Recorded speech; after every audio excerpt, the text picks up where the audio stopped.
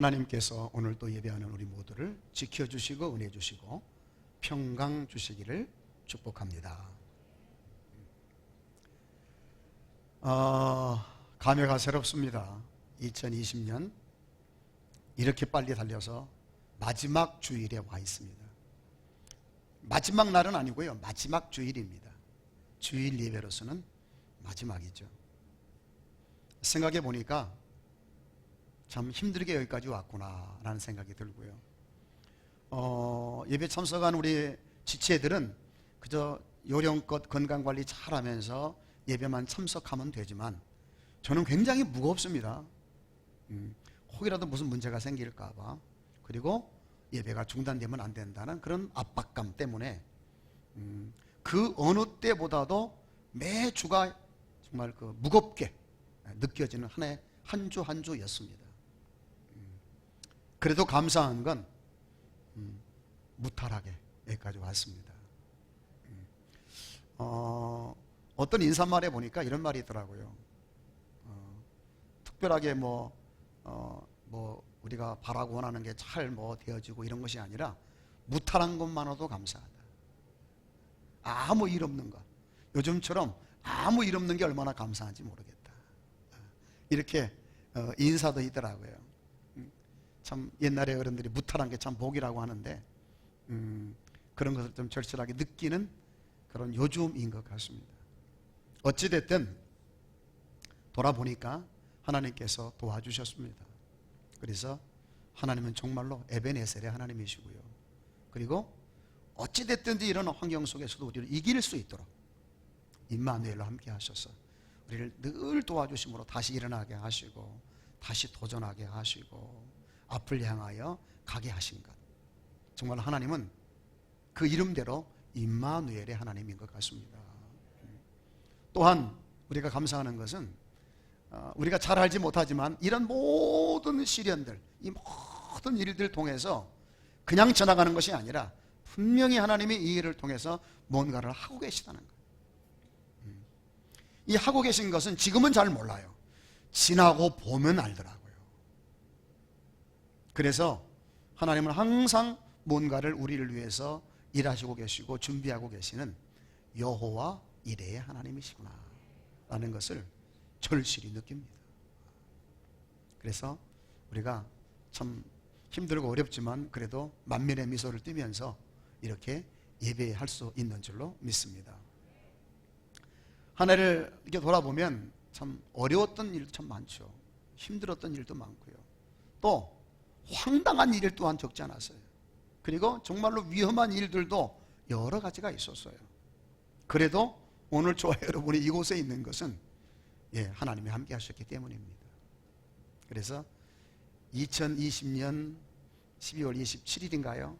마지막 주 하나님 앞에 예배할 수 있는 이날에 우리가 할 수 있는 말은 이 모든 것은 하나님의 은혜입니다.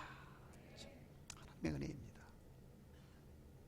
그러면서 마지막 주인 만큼 1년을 좀 돌아보기를 원하는데요, 어떠신가요? 올 한 해 여러분에게는 어떤 한 해였나요?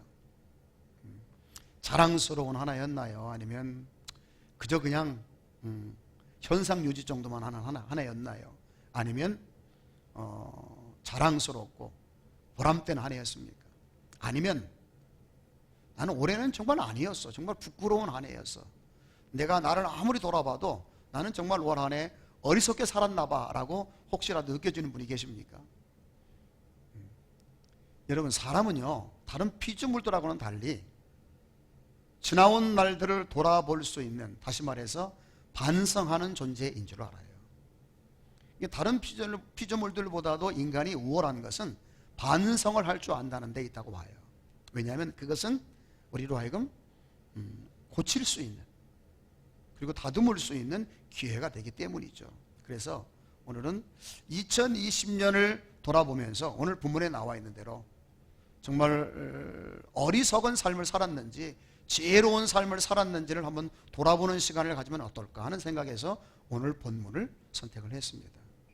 제가 웬만하면 그저 강해를 계속 할 텐데 올해는 특별히 어려웠던 한 해였기 때문에 오늘 본문이 특별히 우리에게 필요하지 않을까 하는 감동을 받아서 오늘 본문을 선택을 했습니다. 우리는 우리 자신이 정말로 지혜롭게 살았는지 어리석게 살았는지 잘 몰라요.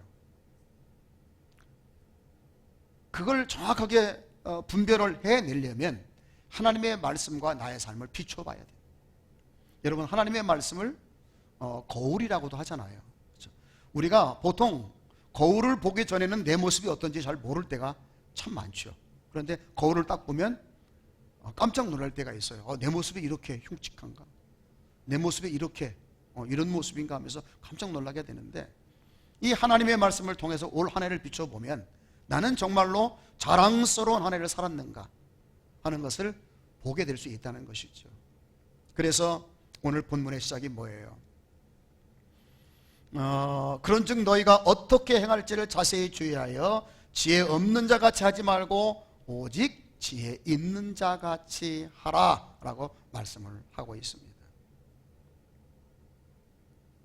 어떤 삶이 지혜로운 삶이고 어떤 삶이 어리석은 삶일까요?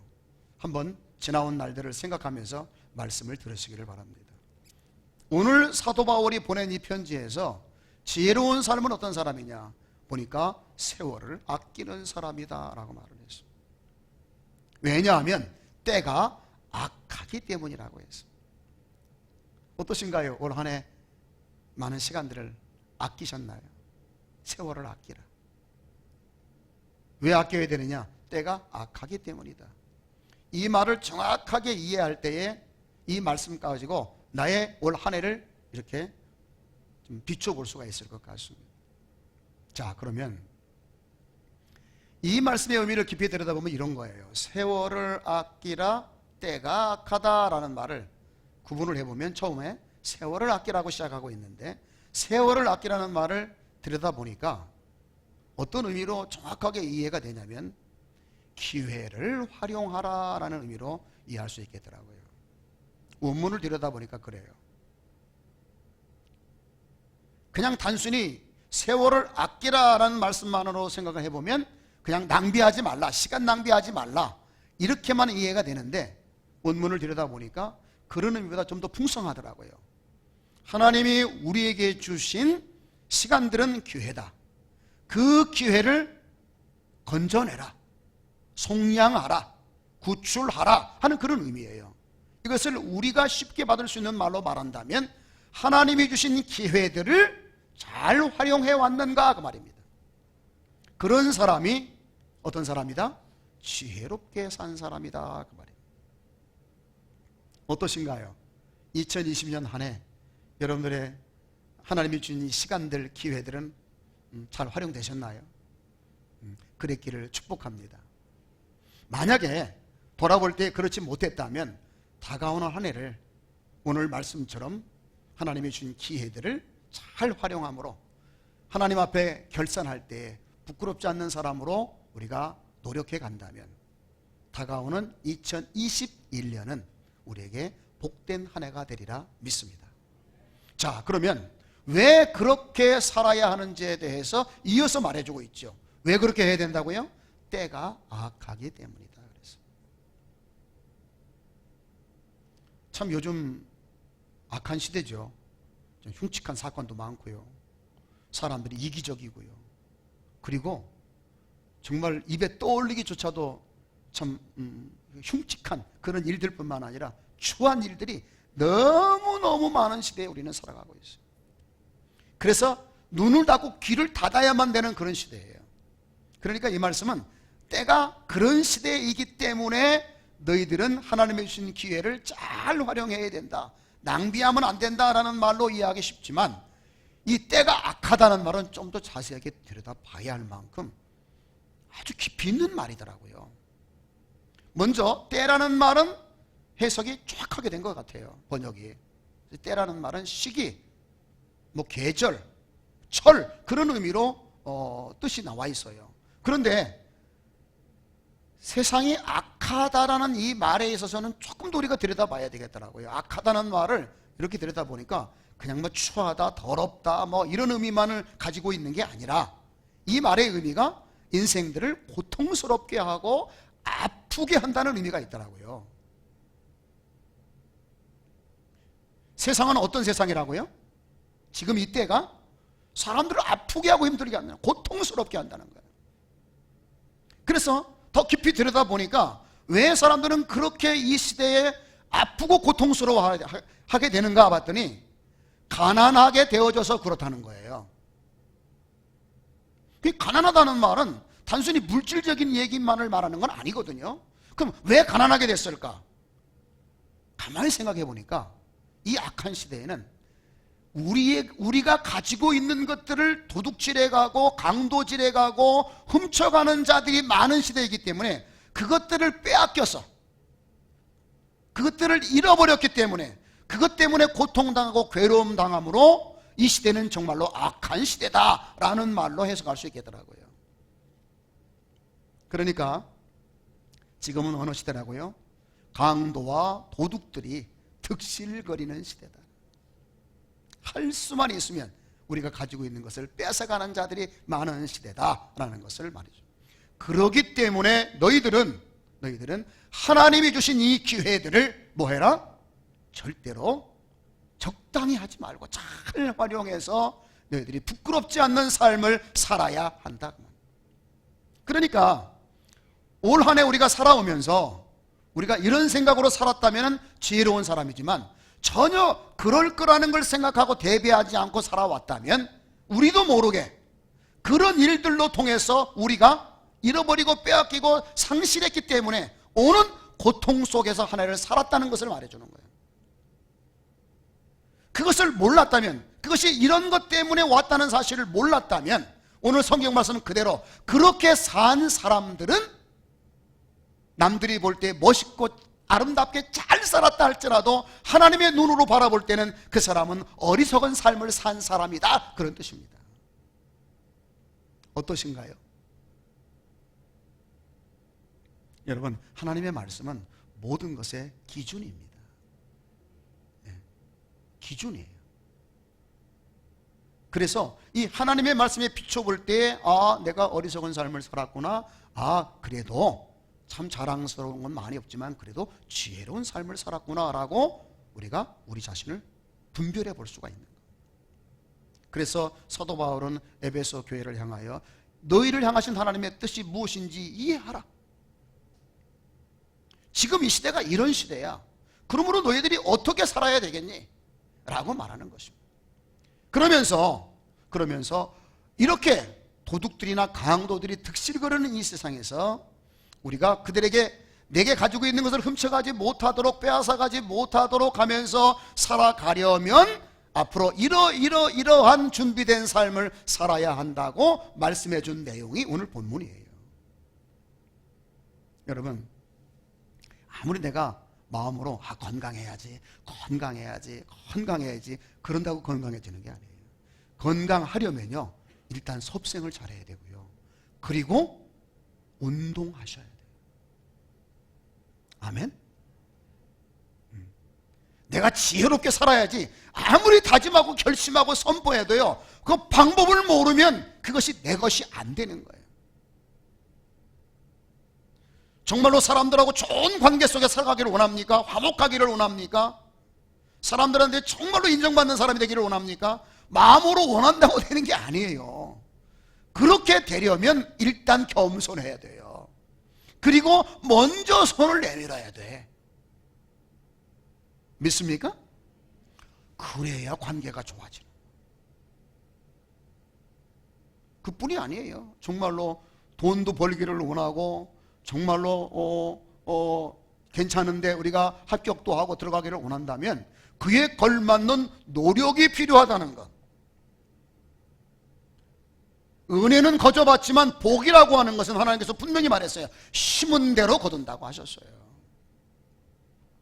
그렇기 때문에 오늘 본문을 통해서 정말로 내가 강도들이, 도둑들이 득실거리는 이 시대에 그들에게 내게 가지고 있는 것을 빼앗기지 아니하므로 하나님이 주신 기회들을 잘 선용하는 인생이 되려면 어떻게 해야 된다는 이 말씀에 주목을 해야 하는 것입니다. 여러분, 2020년이 그렇게 자랑스럽지 못했다면 오늘 말씀을 주목하시기를 바랍니다. 그러면 다가오는 2021년 한 해는 정말로 정말 나는 지혜롭게 살았어요, 정말로 멋지게 살았어, 정말로 아름답게 살았어 라고 고백할 수 있게 된다는 뜻으로 오늘 말씀을 주셨다고 믿습니다. 그 첫 번째 방법이 뭐였냐면 술 취하지 말고 성령으로 충만함을 받으라고 말했어요. 여러분, 사람은 육신이 건강하려면 먹어야 하듯이 우리의 속사람인 영이 건강해서 정말로 영적인 것을 분별하고 정말로 지혜로운 삶을 살아가려면 성령의 도우심이 절대적입니다. 성령의 도우심이 없이는 아무것도 할 수 없는 게 바로 크리스찬입니다. 믿습니까? 성령의 도우심이 필요해요. 여러분, 예수님도요, 하나님의 아들도요, 공생애를 사실 때 성령의 충만함을 받으셨고 성령에 이끌려서 살았어요. 하물며 그저 허물투성이고 나약하고 무지한 인생들이겠어요? 정말로 성령이 없으면 우리는 한 발자국도 나갈 수 없는 거예요. 영의 세계를 볼 수도 없고 들을 수도 없고 감당해낼 수가 없는 거예요. 여러분, 우리는 그릇에 불과한 존재들이에요. 우리는 피조물이에요. 에너지가 없으면 아무것도 안 되는 게 우리 인생들인 거예요. 육신도 그런 것처럼 우리의 영은 하나님의 성령이 필요한 줄로 믿습니다. 여러분, 다가오는 2021년 한 해를 지혜로운 해로 만들어서 부끄럽지 않게 살아가려면 성령을 구하셔야 합니다. 여러분, 성령을 받으라는 말은 곧 사모하고 구하라는 거예요. 여러분이 기도할 때 기도의 내용 중에 가장 중요한 의미를 두고 기도해야 할 것이 바로 이거예요. 하나님의 영을 간구하면 하나님이 오셔서 여러분의 힘이 되어주시고 지혜가 되어주시고 능력이 되어주실 줄로 믿습니다. 그래야 강도와 득실거리는 이 세상에서 우리를 보존해낼 수 있는 거예요. 성경은 분명히 말했죠. 마귀가 우는 사자같이 삼킬 자를 두루 찾는다. 보통 사람 말할 것도 없고 심지어는 택함받은 사람들조차도 삼키려 한다. 우리는 너무 방심하며 살고 있지 않나 하는 생각이 들어요. 여러분, 두려울 것 같지는 없지만은 그러나 긴장은 하셔야 해요. 긴장은 하셔야 해요. 보통 우리가 사고를 칠 때 보게 되면 거의 99.9%가 긴장하지 않아서예요. 너무 자신만만해서야. 여러분, 영적인 일에는 자신만만하면 안 돼요. 성령이 도와주셔야 나는 오늘 하루도 성도로서, 신앙인으로서, 사명자로서 바른 길을 갈 수 있습니다. 주여 깨닫게 하시고 보게 하시고 감당하게 하옵소서 라고 구하면서 성령의 충만함을 받으셔야 돼요.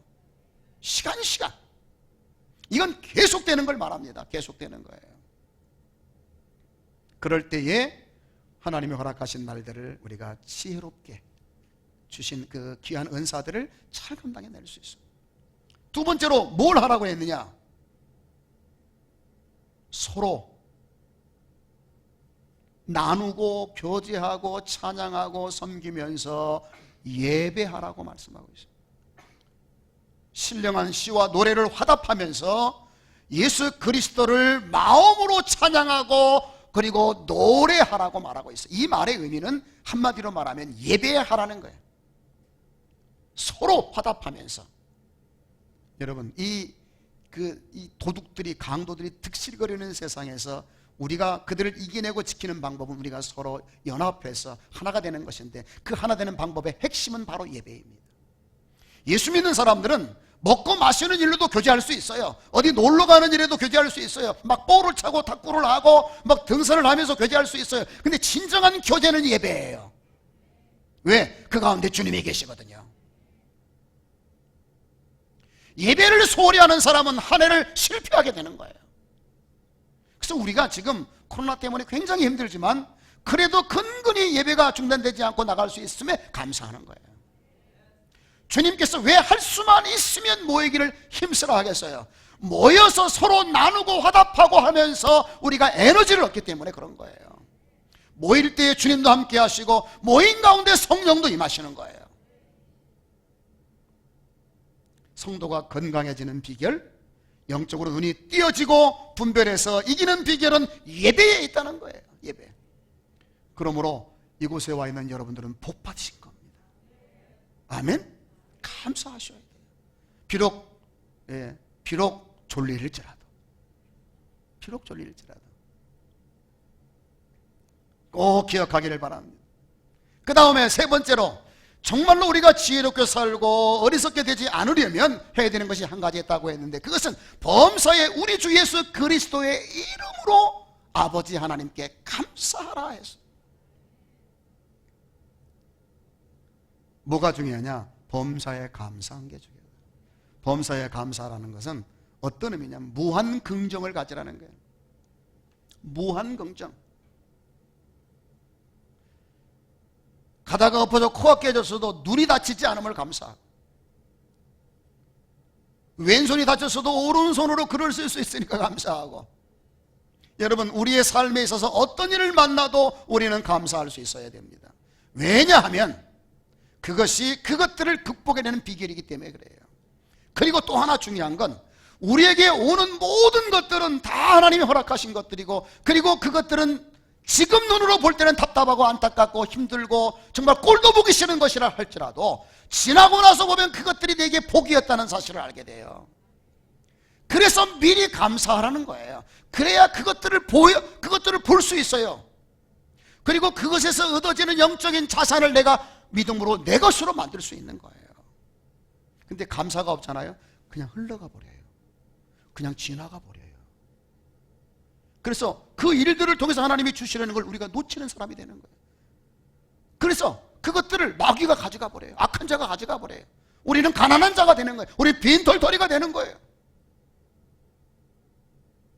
그래서 저와 여러분의 입에서는 항상 감사가 있어요. 저도 하루에 감사라는 말을 세보지는 않았지만은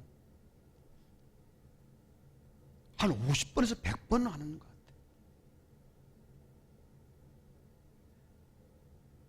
50번에서 100번은 감사하는 거예요. 그냥 마음으로 아니라 소리로. 진짜 나이 좀 먹어보니까 만사가 다 감사야. 이 나이 먹어서 좋은 게 이거더라고. 젊은 사람들은 잘 몰라. 왜? 아직 쌩쌩하거든. 뭐 다 그냥 내 힘으로 다 되거든. 그게 뭐 감사가 별로 없어요. 그 나쁘다는 게 아니라 젊음의 특권이기도 해요. 그런데 나이 좀 먹어보면 적어도 제 나이 또래 정도만 돼도, 야, 아침에 일어나자마자 감사합니다. 눈 뜨자마자 감사합니다가 나와요.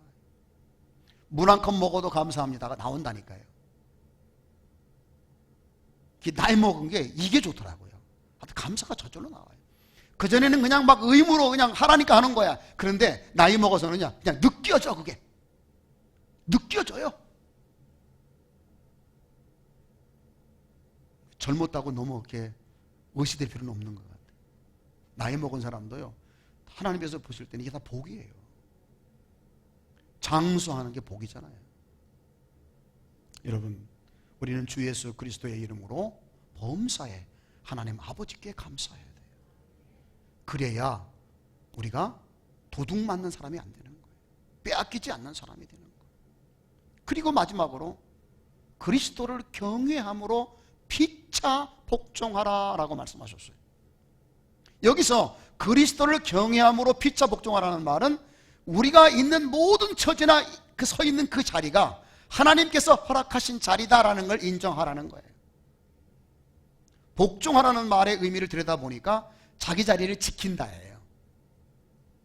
목사면 목사로서, 장로면 장로로서, 남편이면 남편으로, 아내는 아내로, 부모는 부모로서, 자식은 자식으로서, 직장에서도 모든 그 위치가 있잖아요. 이 모든 위치에서 자기 자리를 지키는 거예요. 여러분, 천사가 타락한 이유가 뭐예요? 자기 자리를 떠났기 때문에 타락.